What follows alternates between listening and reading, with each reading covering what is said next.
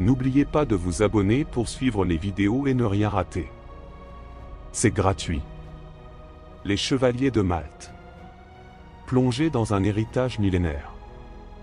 Une épopée méconnue. Bonjour à tous. Aujourd'hui, on va encore repousser les limites pour explorer les Chevaliers de Malte, leur histoire, leur mystère et leur influence mondiale. Ils ne sont pas qu'une légende du passé. Ils représentent une continuité entre le Moyen Âge, la Renaissance et notre époque moderne.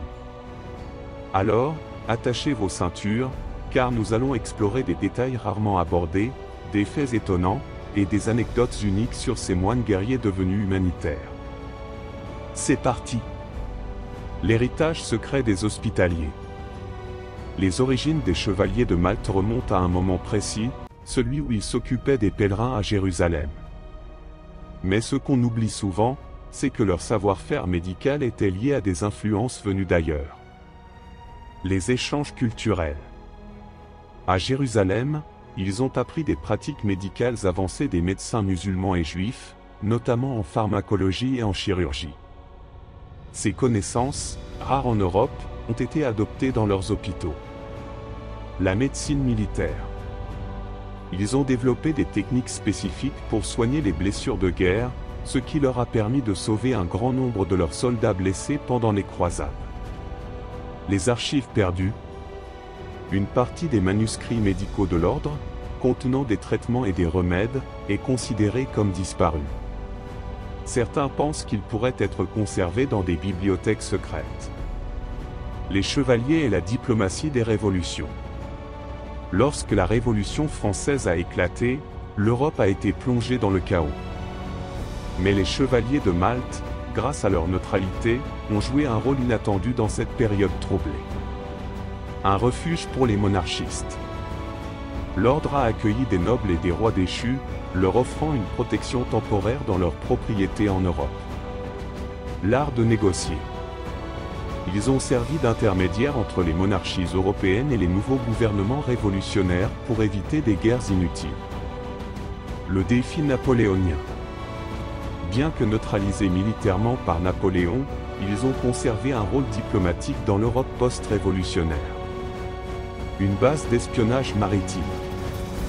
Pendant leur règne à Malte, les chevaliers ont utilisé l'île comme une base d'espionnage maritime sans égale. Les cartes secrètes.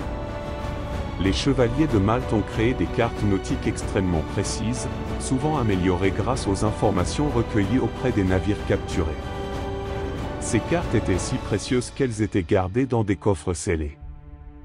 Les codes secrets. L'ordre utilisait des codes cryptographiques complexes pour communiquer entre ses bastions en Europe.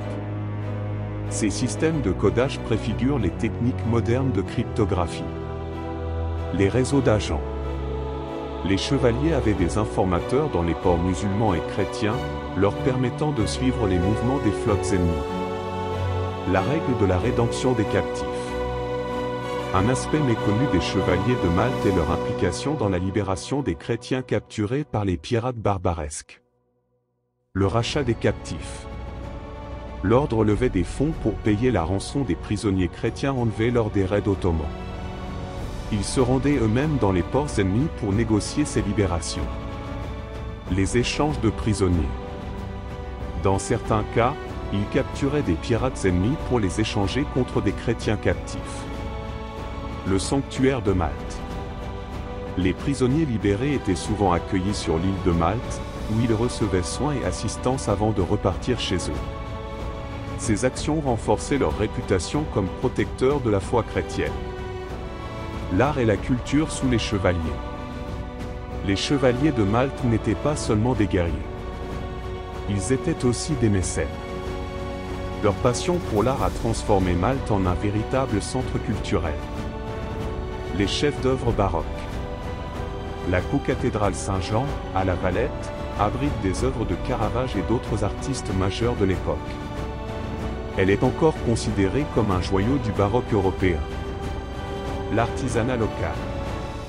Sous l'ordre, Malte est devenue célèbre pour la production de tapisseries et de bijoux incrustés, souvent exportés vers les cours royales européennes. La musique et les festivals.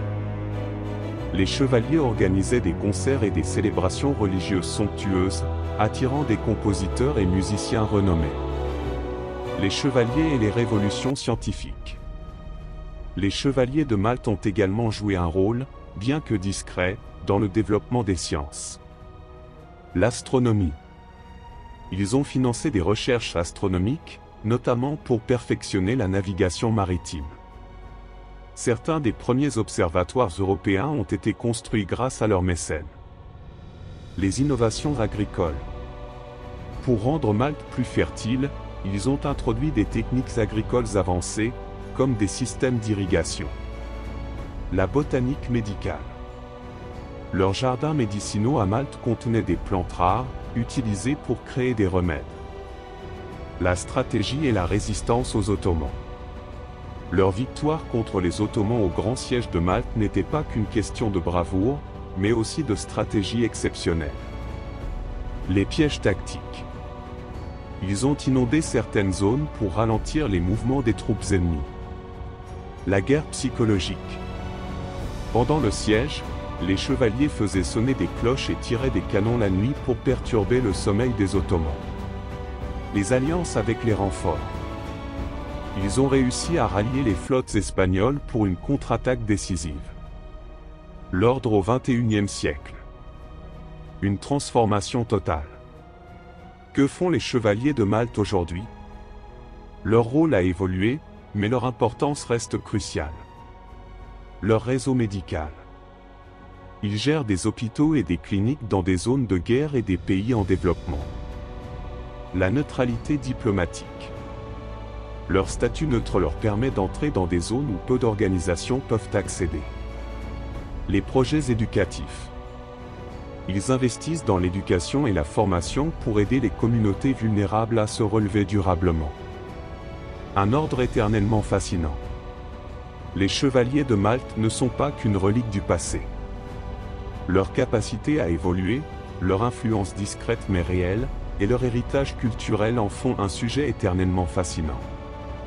Guerriers, stratèges, diplomates et humanitaires, ils restent un pont unique entre les âges. Alors, dites-moi, qu'est-ce qui vous fascine le plus dans leur histoire? Merci d'avoir suivi cette vidéo et à très bientôt pour une nouvelle exploration passionnante.